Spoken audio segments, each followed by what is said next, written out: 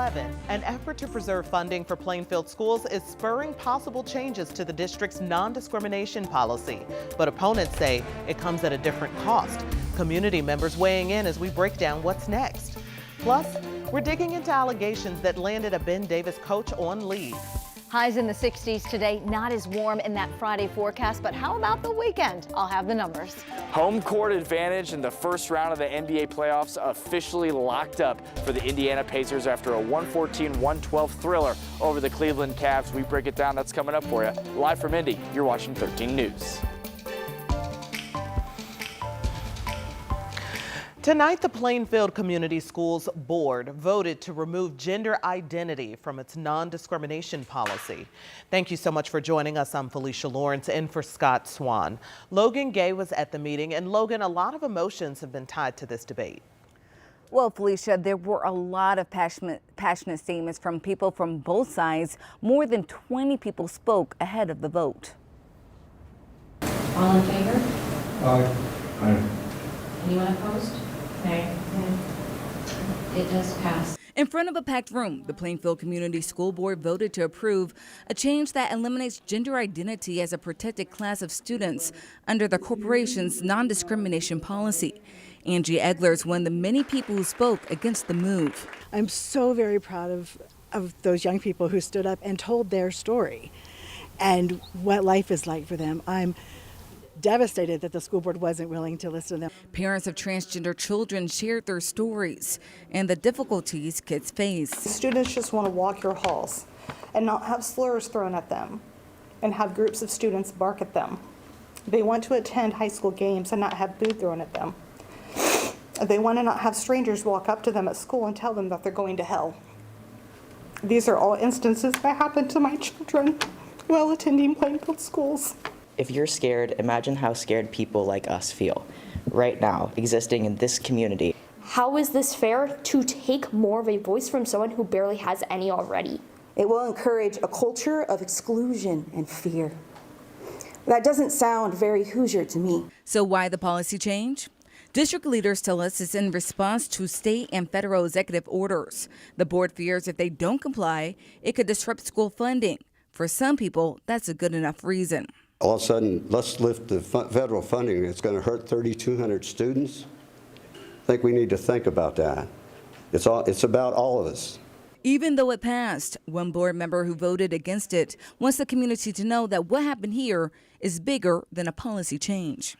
This is an opportunity for us to have had this discussion, to learn from each other, and to ultimately come together, watch out for every single student, including those who are among the most vulnerable for any reason.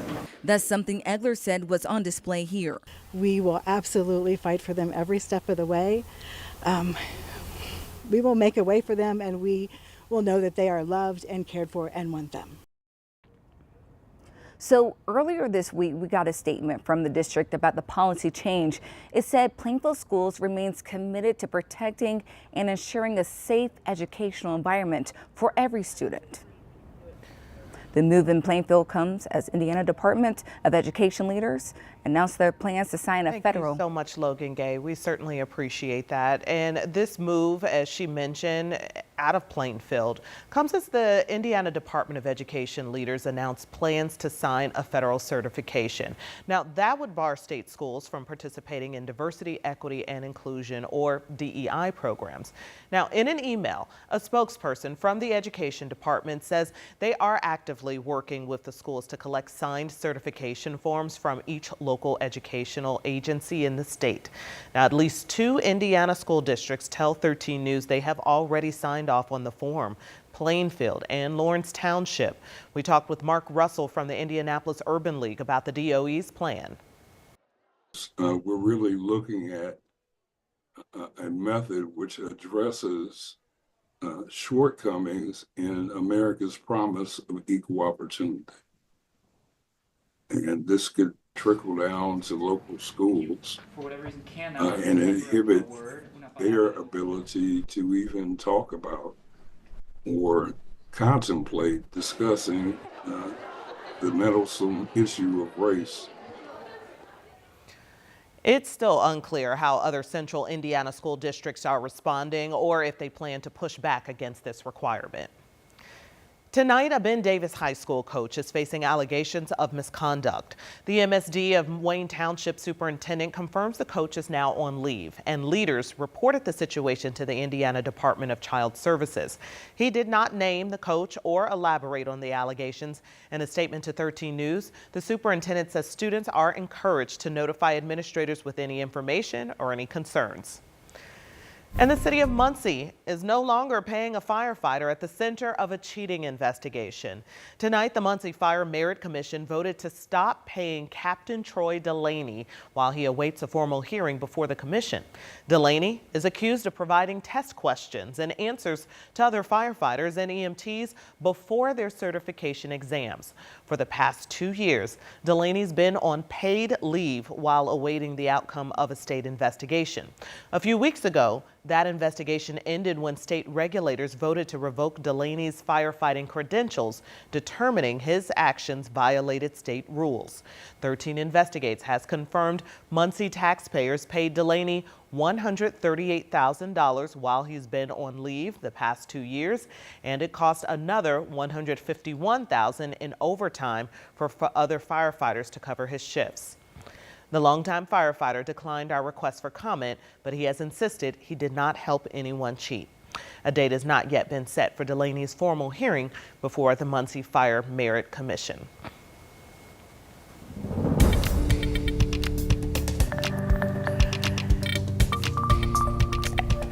And today we ended up seeing 60 and sunny, and while there was also still some cleanup in storm damage. And so tonight we are getting a first look at that storm damage in southern Indiana. You can see homes and pieces and trees down in the Princeton area. Luckily, so far, no reports of injuries. So we're bringing Angela in.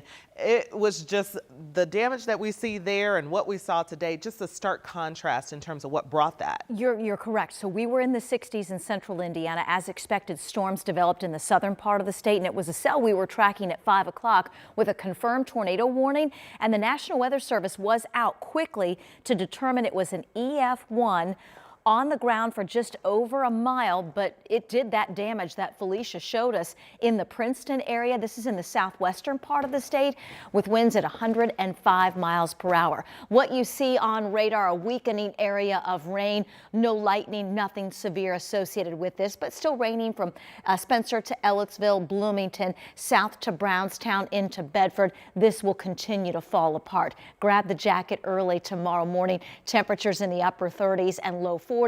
Eventually some sunshine tomorrow afternoon and low 50s. Here's a quick look at other stories making headlines right now. Tonight, 2 people are in critical condition after a shooting on the west side of Indianapolis. Police believe a fight between neighbors led to the gunfire early this morning. Officers detained several people at the scene near Washington and Holmes Avenue. Now they're working to determine if any of them were involved. A Marion County judge will sentence a man next month after he was convicted of murder. 52-year-old Gene White Jr. died in the stabbing back in August of 2022. U.S. Marshals arrested Charles Robinson in Michigan after forensic scientists linked Robinson to blood at the scene. A man is now under arrest after a shooting that injured a woman in Indianapolis. 43-year-old Brandon Rivers is facing multiple charges, including domestic battery and battery. The shooting happened late Monday night near 24th and Fall Creek Boulevard. Rivers is due in court tomorrow. Now, a school district in DeKalb County is warning families at an elementary school that their kids may have been exposed to measles. There's currently an outbreak in neighboring Allen County. In a letter, district leaders urged families to check their child's vaccination records. And Wawa just announced the opening date and location of its first store in Indiana. The Daleville store on Commerce Road will open May 15th. According to the company, up to 10 Wawa stores are expected to open in our state by the end of this year. Remember, you can find all the latest local stories anytime on our 13 News app.